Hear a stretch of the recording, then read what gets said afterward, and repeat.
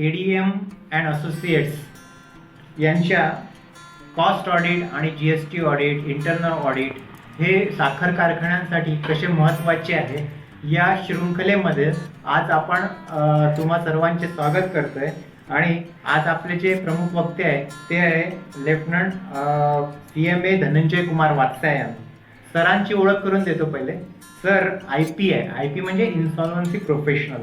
त्यानंतर CMA fellow of cost and management accountant, FIV fellow of institution of valuers. त्यानंतर ते BE mechanical आणि GDCA and MESC म्हणजे energy ऑडिटसाठी जी लागणारी डिग्री आहे ती पण त्यांच्याकडे आहे. आणि व्यवसायाने ते कॉस्ट अकाउंटंट अँड इन्सॉल्वन्सी प्रोफेशनल आहे. KDM अँड असोसिएट्समध्ये पार्टनर म्हणून त्यांची भूमिका खूप महत्त्वाची आहे. सर तुमचं स्वागत. नमस्कार सर. सर्वप्रथम मी विचारणार आहे तुम्हाला की कॉस्ट ऑडिट म्हणजे काय आहे, काय केलं जातं एक्झॅक्ट कॉस्ट ऑडिटमध्ये. ओके, बेसिकली अगर आपको सिंपल समझना है तो जैसे फिनेंशियल ऑडिट है, तो फिनेंशियल ऑडिट में क्या होता है कि पहले जो कंपनी के लोग हैं वो फिनेंशियल डाटा को कंपाइल करते हैं, यानी कि कंपनी की प्रॉफिट कितनी है या लॉस कितना है, रेवेन्यू क्या है, एसेट क्या है, लायबिलिटी क्या है, ये सारी पैरामीटर को फ्रीज करते हैं. साल खत्म हो जाने के बाद जो कुछ भी उनको प्रोविजन करना है वो प्रोविजन बना लेते हैं. तो इस तरह से tentative profit and loss account ready होता है. उसके बाद प्रोसेस होता है ऑडिट का. तो ऑडिट क्या करता है कि जो ऑडिटर है वो कॉस्ट जो अकाउंटिंग स्टैंडर्ड है उसके हिसाब से सारे प्रोविजन हुए हैं या नहीं हुए हैं. उसमें अगर कुछ लैप्सेज है तो उसको वो ऐड करते हैं या जो कुछ भी प्लस माइनस करके फिर वो फाइनल फिगर पे आते हैं कि हमारा प्रॉफिट कितना है और लॉस कितना है. उसी तरह से जब ये कॉस्ट ऑडिट की बात करते हैं तो बेसिकली कंपनी के अंदर जो कॉस्टिंग डिपार्टमेंट है वो हर एक प्रोडक्ट का, प्रोसेस का, जो कुछ भी उनके पास है उसकी वो कॉस्ट निकालते हैं और वो कॉस्ट फिनेंशियल डाटा के साथ मिलाते हैं. उसमें अगर कुछ प्लस है या माइनस है उसको वो प्रोविजन करके नलिफाई करते हैं या उसको अपोर्शन करके लेते हैं. उसके बाद जब ऑडिट होता है तो इसमें बेसिकली कॉस्ट अकाउंटिंग स्टैंडर्ड के हिसाब से वो सारे प्रोविजन बराबर हैं या उसमें कुछ प्लस माइनस है, ताकि उनकी जो सिस्टम है वो कॉस्ट अकाउंटिंग स्टैंडर्ड के अनुसार हो जाए और धीरे धीरे वो बिल्कुल उस स्टैंडर्ड को फॉलो करने लगता है. तो कॉस्ट अकाउंटिंग स्टैंडर्ड के हिसाब से basically audit is nothing but seeing कि ये उसके हिसाब से है या नहीं है. अगर है तो कितने बराबर है या जो कुछ भी लैप्स है उसको इंडिकेट करना. मग हे जे कॉस्ट ऑडिट आहे याचा इंडस्ट्रीला म्हणजे आपला सर्वच इंडस्ट्रीला कसा फायदा होऊ शकतो. ओके, बेसिकली जब भी आप फिनेंशियल ऑडिट करते हैं तो फिनेंशियल ऑडिट में क्या होता है कि पूरे कंपनी का अलग अलग उसके यूनिट हो सकते हैं, अलग अलग प्रोडक्ट हो सकते हैं, अलग अलग सेगमेंट हो सकते हैं, सभी का मिलाकर के एक प्रॉफिटेबिलिटी निकलता है. लेकिन जब आप कॉस्टिंग करते हैं तो आपको हर एक प्रोडक्ट, हर एक सेगमेंट, हर एक ब्रांचेज वो किस ढंग से परफॉर्म कर रहा है, यानी कि उसकी जो एक्सपेंस है और रेवेन्यू है वो आपस में मैच कर रहे हैं या नहीं कर रहे हैं, तो वो आप कॉस्टिंग के थ्रू निकालते हैं. अभी एक बार जब ये डाटा आपका निकल गया तो इससे हमको 2-3 बेनिफिट हम फर्दर डेराइव कर सकते हैं. पहला बेनिफिट ये है कि कौन सा सेगमेंट हमारा ज़्यादा प्रॉफिटेबल है, ताकि उसको हम ज़्यादा बूस्ट कर सकते हैं, ताकि कम एफर्ट्स में हमको ज़्यादा से ज़्यादा बेनिफिट मिल सके. याचा अर्थ कॉस्ट ऑडिट हे आपल्याला मॅनेजमेंट डिसिजनसाठी भरपूर मदत करतं. जसं सरांनी आत्ताच सांगितलं की कोणता प्रोडक्ट, आपल्याकडे प्रोडक्ट रेंज भरपूर असते आणि त्यामधला कोणत्या प्रोडक्टवर किती प्रॉफिट आपल्याला आहे आणि त्यावरनं आपण ठरवू शकतो की तो प्रोडक्ट किती प्रमाणात आपण विकायचा, जेणेकरून मॅक्झिमम म्हणजे जास्तीत जास्त नफा कारखान्याला कसा होऊ शकतो हे आपण कॉस्ट ऑडिटमुळेच काढू शकतो. सर मला तुम्हाला विचारायचं आहे की आता KDM अँड असोसिएट्स हे साखर उद्योगामध्ये जास्तीत जास्त काम करते, तर साखर उद्योगासाठी कॉस्ट ऑडिटचा कसा फायदा होऊ शकतो. अगर हम साखर उद्योग को देखेंगे तो बेसिकली ये एक इंटीग्रेटेड इंडस्ट्री है, यानी कि एक बार शुगर केन अंदर आता है और उसके पहले फेज में शुगर बनता है, बगाज बनता है एंड मोलासेस बनता है। उसके साथ साथ में फिल्टर केक या प्लेसमेंट बोलते हैं वो बनता है। अभी इसके डाउन स्ट्रीम में फर्दर इंडस्ट्री है, यानी कि अगर हम मोलासेस को लेंगे तो डिस्टिलरी है, इसमें बहुत सारे स्प्रिट है, इथनॉल है, सैनिटाइजर है, ऐसे बहुत सारे प्रोडक्ट्स बनते हैं। सेम वे जो मोलासेस है जो यूज हो गया उसको यूज करने के बाद जो बचता है उसको बोलते हैं स्टेंट वाश।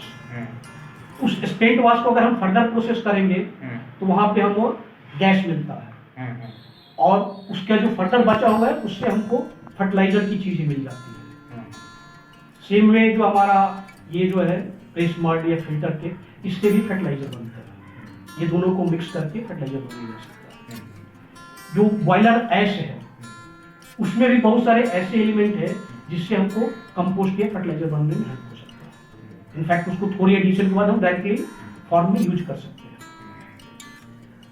इसके अलावा जो बगास है तो बगास का एक जो कन्वेंशनल यूज होता है कि हम उसको बॉयलर में जलाते हैं और बॉयलर से जो एनर्जी मिलता है उस एनर्जी से हम कारखाना चलाते हैं और स्टीम प्रोसेस के लिए, शुगर प्रोसेस के लिए स्टीम को हम यूज करते हैं। दूसरी उपयोग यह है कि अगर हम बॉयलर का प्रेशर बढ़ा दें तो यहाँ पे क्या होता है कि इफिशियंसी बढ़ जाती है और वहां पे हमको as a by product huge power मिलता है और ये पावर हम कोजेनरेशन और ये पावर हम फिर से इंडस्ट्री मतलब ईबी को बेच सकते हैं और उसमें हमको भरपूर गेन होता है। तो जब भी अगर हम ये प्रोसेस को अलग अलग क्या हमारा प्रॉफिटेबिलिटी है या क्या लॉस है अगर हमको नहीं समझ में आता है तो क्या होगा कि हमें समझ में आया कि कारखाना तो लॉस कर रहा है या प्रॉफिट कर रहा है बट क्यों कर रहा है वो मालूम नहीं है। अगर हमको एक्शन लेना है तो किधर एक्शन लेना है, इधर लेना है या इधर लेना है। तो जब हम कॉस्ट ऑडिट करेंगे तो हमको ये सारी चीजें मालूमात हो जाती है। तीसरी चीज है कि ये जो कॉस्टिंग है हमारा हर एक प्रोसेस के ऊपर जाता है। तो प्रोसेस कैसा परफॉर्म कर रहा है, जैसे हम एक एग्जांपल देते हैं कि मान लीजिए बॉयलर एक सेक्शन है, बॉयलर टरबाइन ये हमारा पावर जनरेशन का सेक्शन है। तो अगर हमारा पावर जनरेशन जो है अच्छा नहीं कर रहा है तो इसका प्रॉब्लम किधर है, बॉयलर के अंदर है या टरबाइन के अंदर है, या जो हम सेल कर रहे हैं इलेक्ट्रिसिटी बोर्ड को वहां पे प्रॉब्लम है। अगर हमारा प्रॉब्लम बॉयलर में है, सपोज बॉयलर में क्या होता है कि हम बगाज डालते हैं और हमको स्टीम मिलता है, तो बगाज के थ्रू हमने कितना एनर्जी इनपुट किया और स्टीम के थ्रू हम कितना एनर्जी आउटपुट लेते हैं। अगर इसको हम मर्ज करते हैं तो हमको मिलेगा कि बॉयलर कितनी इफिशिएंसी पे चल रही है। अगर ये डाटा हम मैच करते हैं प्रोजेक्ट रिपोर्ट के साथ, तो सपोज प्रोजेक्ट रिपोर्ट डालते हो वहां पे इंडिकेट किया हुआ था कि 70% इफिशिएंसी पे बॉयलर देगा, लेकिन वर्चुअली हमको मिल रहा है 65%। तो ये 5% कम क्यों है? अंडर लोड की वजह से है या बॉयलर के अंदर कुछ प्रॉब्लम है? क्या प्रॉब्लम है? तो अगर ये इसके दो यूज हो गए, एक तो यूज हो गया कि हमको अर्ली वार्निंग मिल रहा है,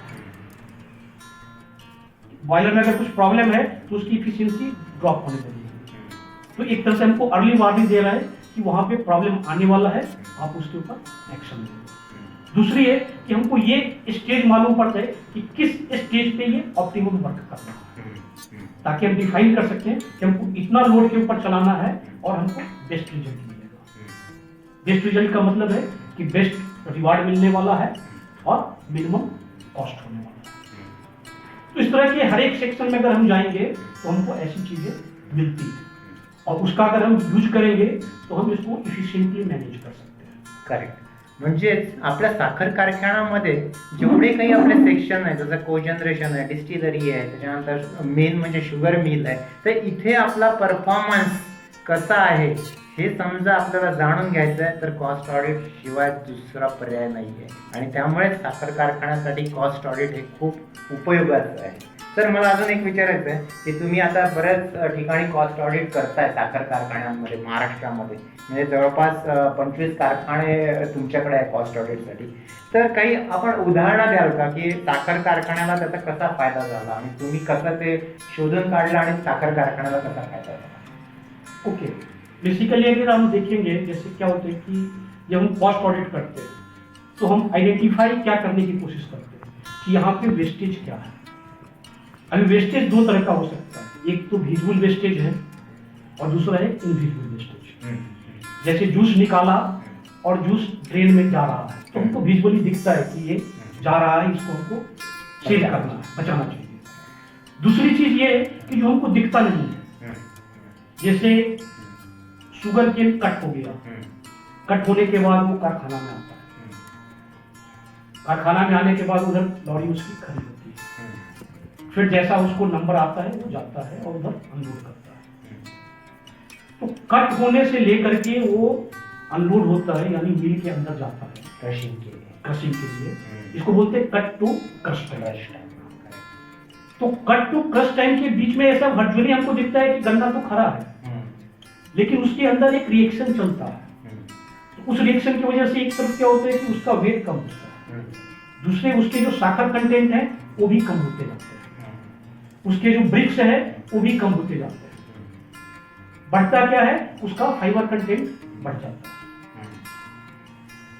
तो कहने मतलब कि अगर हमने इधर मेजर किया हुआ है कि ब्रिक्स जब भी हमने कट कर रहे थे तो कितना था, और जब हमने क्रश करने के लिए उस टाइम पे हमारा ब्रिक्स कितना है, और इसको अगर हम मैच करेंगे तो हमको मालूम पड़ता है कि कितना का नुकसान हमने कर दिया जो हमको दिखता नहीं है.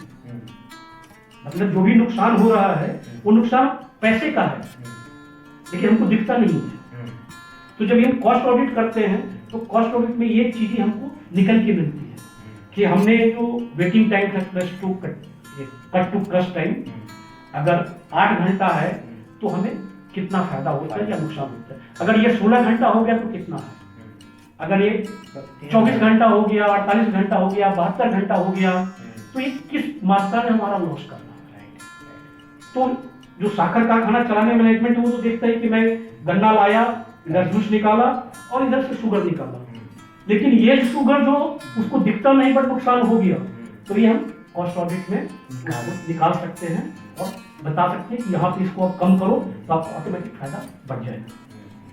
और इसका एक वर्चुअल एग्जाम्पल आप देखते हैं, आपको देखेंगे कि सिमिलर लोकेलिटी में 2 साखर कारखाना, सिमिलर सोर्स से वो सोर्स कर रहे हैं गन्ना को, लेकिन एक का रिकवरी ज्यादा होता है, दूसरे का रिकवरी कम होता है. बहुत बार देखा है सर, ऐसा हुआ है.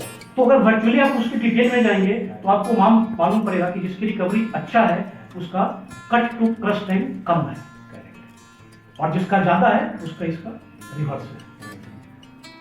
दूसरी चीज है कि उसके साथ में जैसे आ जाता है क्रैक बोलते हैं, वाइंडिंग बोलते हैं, उसके साथ कुछ मिट्टी वगैरह आ जाते हैं, तो उसका भी इम्पैक्ट है. तो वो इम्पैक्ट भी अगर हम चाहें तो उसको एसेस कर सकते हैं अंदर कॉस्ट ऑडिट. तो वर्चुअली अगर हमको क्लीन केन बनता है तो क्लीन केन मिलने के लिए हमको हार्वेस्टिंग या ट्रांसपोर्ट में कितना एडिशनल खर्चा करना पड़ सकता है, वर्सेस हमको कंपनी को क्या बेनिफिट मिलेगा. तो अगर हम टोटलिटी में इसको कैलकुलेट करना चाहें कि टोटलिटी में हमारा यहाँ पे इतना खर्च हो रहा है वर्सेस टोटलिटी में क्या गेन हो रहा है, तो ये हम कॉस्ट ऑडिट के थ्रू निकाल सकते हैं और उसका फॉर्मुलेट कर सकते हैं ताकि डिसीजन मेकिंग में हमको इजीली इसको अप्लाई कर सके और प्रॉफिट को बढ़ा सके. बऱ्याचशा गोष्टी साखर कारखान्यामध्ये कॉस्ट ऑडिटमुळे कशा फायदेमंद ठरू शकतील हे आपण नक्कीच बघूया आणि बघत राहूया, कारण ही शृंखला तशीच चालू राहणार आहे. तर मी आपला समारोप घेतो. धन्यवाद.